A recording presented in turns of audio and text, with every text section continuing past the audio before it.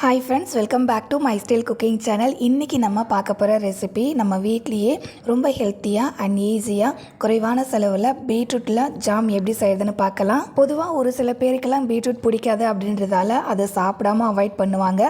அந்த மாதிரி இருக்கிறவங்களுக்கு இந்த மாதிரி பீட்ரூட்டில் ஜாம் செஞ்சு கொடுத்தீங்க அப்படின்னா பீட்ரூட்டில் செஞ்சதுன்னு தெரியாமல் ஆட்டோமேட்டிக்காக சாப்பிடுவாங்க. பீட்ரூட் ஜாம் எப்படி செய்கிறதுன்னு பார்க்குறதுக்கு முன்னாடி நீங்கள் இன்னும் மை ஸ்டைல் குக்கிங் சேனலை சப்ஸ்கிரைப் பண்ணலை அப்படின்னா ப்ளீஸ் ஃப்ரெண்ட்ஸ் சப்ஸ்கிரைப் பண்ணிக்கோங்க.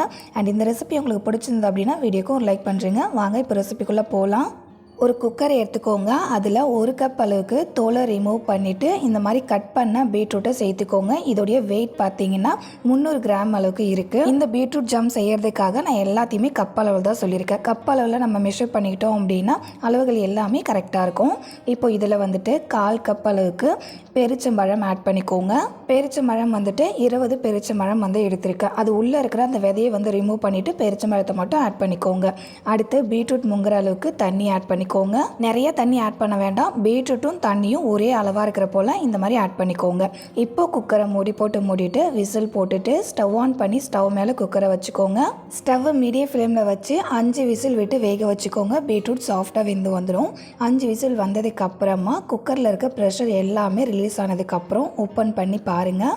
இந்த மாதிரி பீட்ரூட்டை ஃபஸ்ட்டு வேக வச்சுட்டு அதுக்கப்புறமா ஜாம் செஞ்சோம் அப்படின்னா பீட்ரூட்டோடைய வாசனை ஜாமில் கொஞ்சம் கூட இருக்காது. பீட்ரூட்டில் தான் செஞ்சோம் அப்படின்னு நம்மளே சொன்னாலுமே நம்பவே மாட்டாங்க. இப்போ ஒரு பீட்ரூட்டை எடுத்து நான் நசுக்கி காமிக்கிறேன் பாருங்கள். அது எந்த அளவுக்கு சாஃப்டாக நசுங்குது அப்படின்னு இந்த அளவுக்கு சாஃப்ட் ஆகிற அளவுக்கு வேக வச்சுக்கணும்.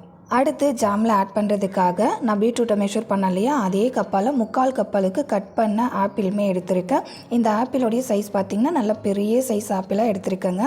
ஆப்பிள் மேலே இருக்க தோலை ரிமூவ் பண்ணிவிட்டு இந்த மாதிரி கட் பண்ணிக்கோங்க. அடுத்து நம்ம வேக வச்ச பீட்ரூட் அதுக்கப்புறம் பெருச்சம்பழத்தை மிக்ஸி கப்பில் ஆட் பண்ணிவிட்டு கட் பண்ணி வச்சுருக்க ஆப்பிளையும் மிக்ஸி கப்பில் ஆட் பண்ணிக்கோங்க. நெக்ஸ்ட்டு மிக்ஸி கப்பை க்ளோஸ் பண்ணிவிட்டு இது மூணுத்தையுமே நல்லா ஃபைனாக அரைச்சி எடுத்துக்கோங்க. அரைக்கும் போது தண்ணி தேவைப்படும். நம்ம பீட்ரூட்டை வேக வச்சோம்ல அந்த தண்ணியவே கொஞ்சம் கொஞ்சமாக சேர்த்து இந்த மாதிரி ஃபைன் பேஸ்ட்டாக அரைச்சிக்கோங்க.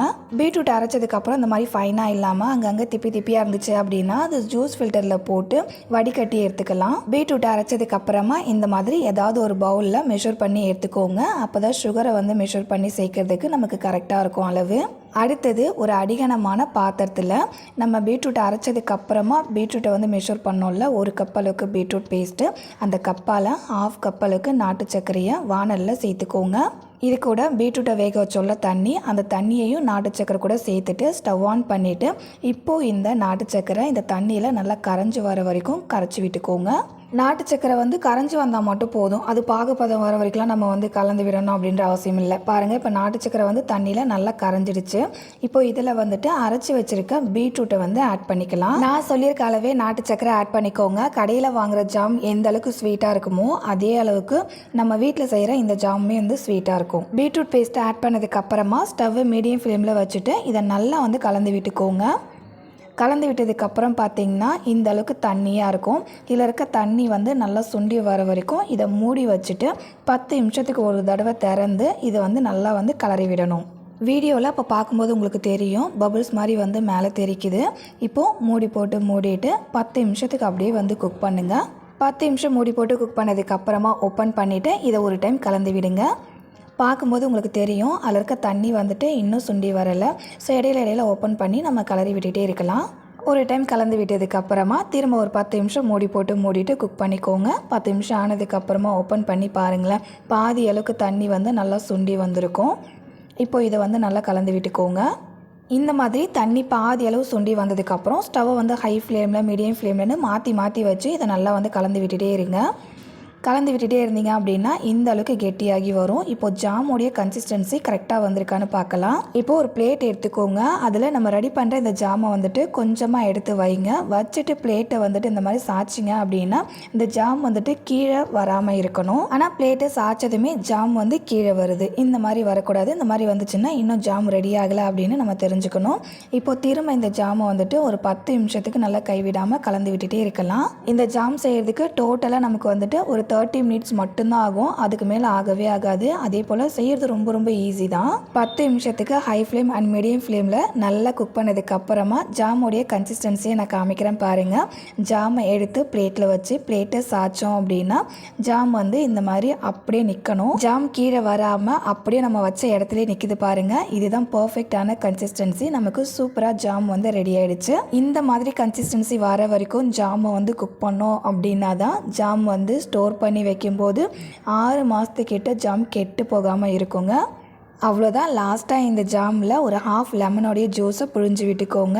லெமன் ஜூஸ் ஆட் பண்ணுறதால பீட்ரூட் ஜாம் வந்து ஸ்டோர் பண்ணி வைக்கிறோம் இல்லையா, அப்போ வந்துட்டு இது ரொம்ப நாளைக்கு கெட்டு போகாமல் இருக்கும். லெமன் ஜூஸ் ஆட் பண்ணிவிட்டு நல்லா கலந்து விட்டுக்கோங்க. லெமன் ஜூஸ்க்கு பதிலாக 1 டேபிள் ஸ்பூன் அளவுக்கு நீங்கள் வினிகர் கூட ஆட் பண்ணிக்கலாம். லெமன் ஜூஸ் ஆட் பண்ணி ஒரு 2-3 நிமிஷம் நல்லா கலந்து விட்டதுக்கப்புறமா ஸ்டவ் ஆஃப் பண்ணிவிட்டு இந்த ஜாமுடைய சூடு கம்ப்ளீட்டாக ஆற வச்சுடுங்க. ஜாமுடைய சூடு கம்ப்ளீட்டாக ஆறினதுக்கப்புறமா ஒரு ஏர்டைட்டான கண்டெய்னரில் போட்டு ஸ்டோர் பண்ணி வச்சுக்கிட்டிங்க அப்படின்னா 6 மாதம் என்ன 1 வருஷத்துக்கிட்டே கூட கெட்டு போகாமல் இருக்கும் இந்த ஜாமு. இன்றைக்கி நம்ம செஞ்ச இந்த பீட்ரூட் ஜாம் எவ்வளோ ஹெல்த்தியாக செஞ்சுருக்கோம் அப்படின்றது உங்களுக்கே தெரியும். ஏன்னா இதில் சேர்த்துருக்க இன்க்ரீடியன்ட் எல்லாமே ரொம்ப ரொம்ப ஹெல்த்தியான இன்க்ரீடியன்ட் மட்டும்தான் ஆட் பண்ணியிருக்கோம். இன்றைக்கி உங்களுக்கு நான் செஞ்சு காமிச்சேன் இந்த பீட்ரூட் ஜாமை கண்டிப்பாக நீங்களும் உங்கள் வீட்டில் செஞ்சு பாருங்கள். உங்களுக்கும் உங்கள் வீட்டில் இருக்கிறவங்களுக்கும் ரொம்ப ரொம்ப பிடிக்கும். அண்ட் இதுக்கப்புறம் கடையில் போயிட்டு ஜாம் வாங்கவே மாட்டீங்க. வீடியோவில் ஜாமை பார்க்கும்போதே உங்களுக்கு தெரியும் அதோட டெக்ஸ்சர்லாம் எவ்வளோ பர்ஃபெக்டாக இருக்குது அப்படின்னு. அதே மாதிரி இதில் எந்த ஒரு ஃபுட் கலரும் நம்ம சேர்க்கலை, ஒயிட் சுகர் சேர்க்கலை, வினிகர் சேர்க்கலை. ஸோ ரொம்ப ரொம்ப ஒரு ஹெல்த்தியான ஜாம் ரெசிபி இது. ஓகேங்க, இன்றைக்கி உங்க கூட ஷேர் பண்ணிக்கிட்டேன் இந்த பீட்ரூட் ஜாம் ரெசிபி உங்களுக்கு பிடிச்சிருந்தது அப்படின்னா மறக்காமல் இந்த வீடியோக்கு ஒரு லைக் பண்ணுறேங்க. அண்ட் உங்கள் வீட்டில் இந்த பீட்ரூட் ஜாமை செஞ்சு பார்த்துட்டு உங்களுடைய ஃபீட்பேக்கை கமெண்ட்டில் என் கூட ஷேர் பண்ணிக்கோங்க. ஓகே ஃப்ரெண்ட்ஸ், இதே போல் ஒரு இன்ட்ரெஸ்டிங்கான அண்ட் ஹெல்த்தியான ரெசிபியோட நாளைக்கு மதியம் 3 மணிக்கு மீட் பண்ணலாம் ஃப்ரெண்ட்ஸ். தேங்க்ஸ் ஃபார் வாட்சிங். பாய்.